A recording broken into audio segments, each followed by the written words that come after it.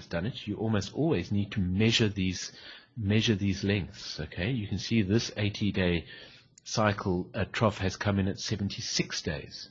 All right. So now what I'm thinking is that it might be better placed back here at 52 days. Okay. So yes, possibly it would be better placed if it was positioned over there. But the nominal length of an 80-day cycle is in fact 68 days. That's the nominal length. That's the usual average. And if you look at the bottom right-hand side of this screen, you can see that the average length of the 80-day cycle is in fact 66 days. So let me show you what Sentient Trader was doing as it was performing the analysis so that you can understand it.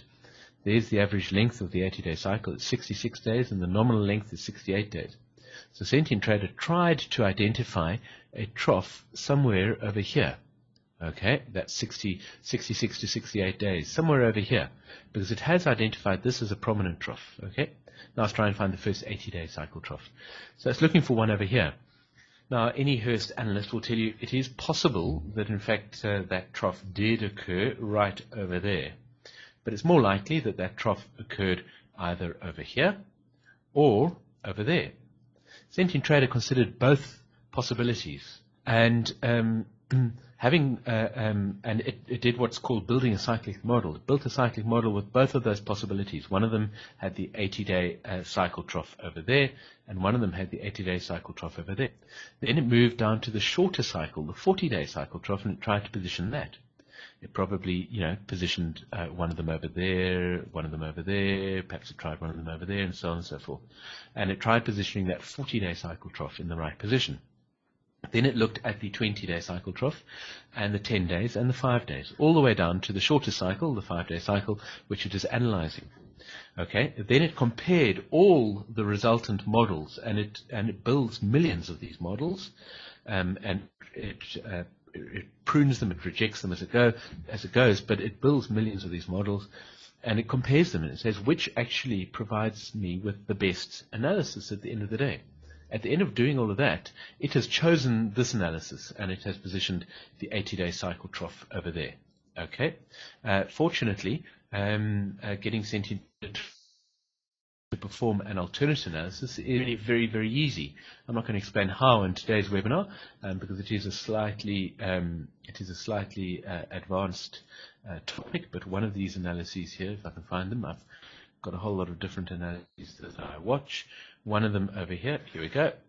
First time lucky.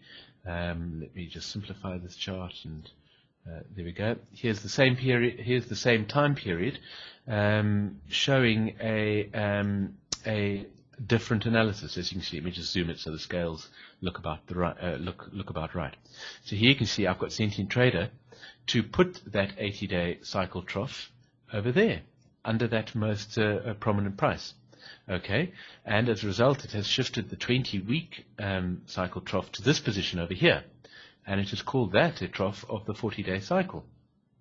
Okay, so that is really easy to do. It took me a few minutes. You build something called an expert model, which I'll be happy to explain some other time when we have more time. But it's really easy to do in Sentient Trader. You just say, okay, well let's just look at a different analysis. Why did I do that?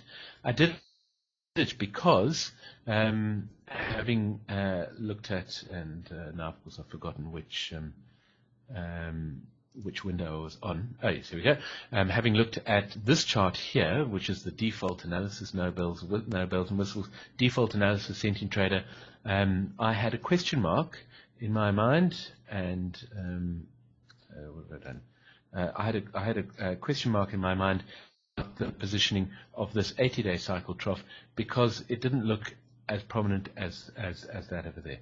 That gave me a question mark. Okay, when that happens to you and Sentient Trader is producing the analysis, you don't just say, oh, well, gosh, I've got to accept it because Sentient Trader has done it. Okay, you very simply look at the alternatives, and you create for yourself an alternative analysis, as I've done, and then you can compare these two analyses and and I've lost that one, wherever it was. Here we go. No. Anyway, I did show it to you a moment ago. I've got so many charts, I've forgotten which one is which. I see a question from William. Isn't the resultant analysis a function of the nominal model one uses? Well, yes, absolutely. The resultant analysis is a function of the nominal model that one uses. And if you change the nominal model, then of course you'll get a different analysis. As a matter of interest, a lot of people say, which is the best nominal model to use? We often get questions from people. What are the settings that you use to get the best results from SentiTrader? Well, the settings we use to get the best results are the settings that are the default settings built into SentiTrader. We obviously ship SentiTrader with the best possible options, okay?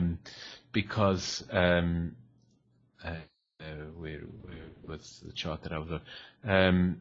Because we have spent a long time working with SentiTrader. We found the best settings, and those are the settings that SentiTrader ships with. So the nominal model that SentiTrader ships with by default is not only Hurst's nominal model, the original genuine article, but it is also the nominal model that we believe works best. SentiTrader has the capacity to build your own nominal model. There you go. You can create a new nominal model, and you can do it really quickly, really easily, and you can perform an analysis with a totally different nominal model. Functionality is there so that so that people can explore cycles in the market, and so that they can analyze other markets and so on and so forth. We strongly believe that the best nominal model to work with is, of course, the default nominal model. Well, we haven't found a nominal model that's better.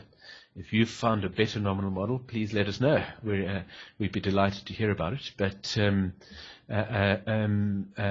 of course, the analysis that results is a function of the nominal model that you have used. Right. So that's sort of the rule of thumb, the golden rule of thumb in terms of how to know whether your analysis is good. There's another very easy way, which is a bit like a trick, a very, very easy way to tell whether the analysis is good or not. And that's by simply going to, let me stay on the same chart, that's by simply going to trading, turn on the sentient trading method. Okay, now if you have the analyst edition of SentiTrader, then you cannot display this information because the analyst edition of SentiTrader does not perform any sentient trading or any trading methodology work at all. So this is something that you can't do with the analyst edition. If you have the trader edition of SentiTrader, you can do it. And you have a look at the wave shapes down there. Now, I know if you're totally new to SentiTrader, you don't understand what the wave shapes are, but that's not important for now. The wave shapes are really simple. They're bulls or bears. But you'll notice in there, occasionally, the word inverted. And I'm going to draw a circle around this one here, inverted bear. Okay?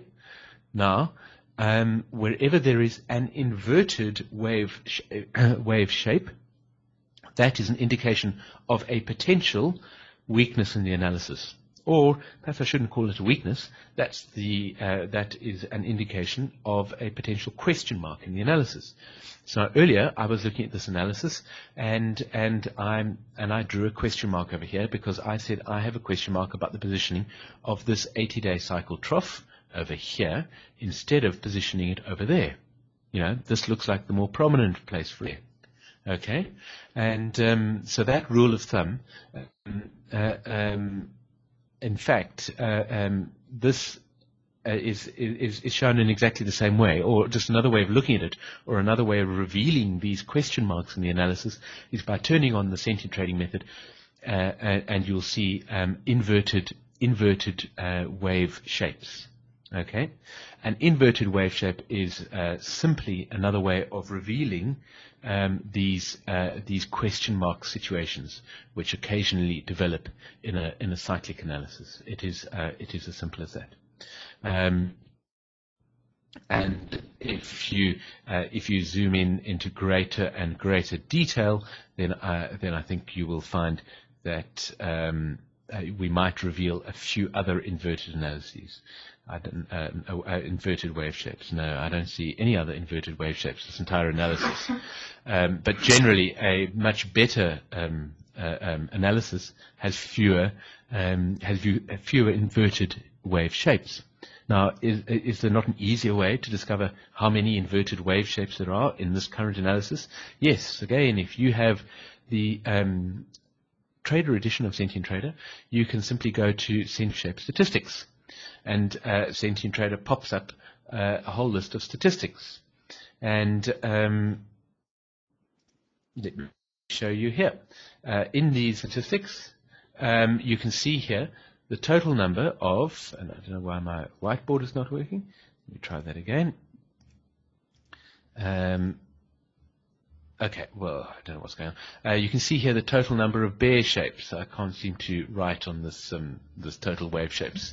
Here we go. Here are the total number of bull shapes. Here are the total number of bear shapes. And if we add them all up, I can do it very, very quickly. It looks like about 450 roughly bull shapes. Okay, and how many bear shapes are there in this analysis? 100, 300.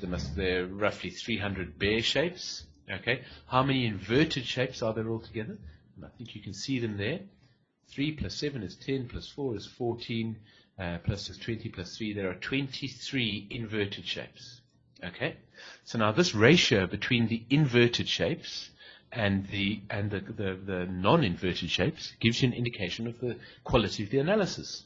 Okay, because remember, these inverted shapes, as we saw over here, these inverted shapes are indications of question marks in the analysis. You use the number of inverted shapes to be able to judge the analysis the Sentient Trader has performed. So here you can see in this full analysis over 10 years, there are 23 inverted wave shapes, and some of those could be all the way down at the 10-day cycle level. There are only 23 inverted shapes, and there are a total of 770 odd shapes, wave shapes altogether. So 23 out of 770 is a very, very small number. Okay, so there's another way of gauging the quality of the analysis if you can't do it purely visually. Which brings me really to the conclusion of today's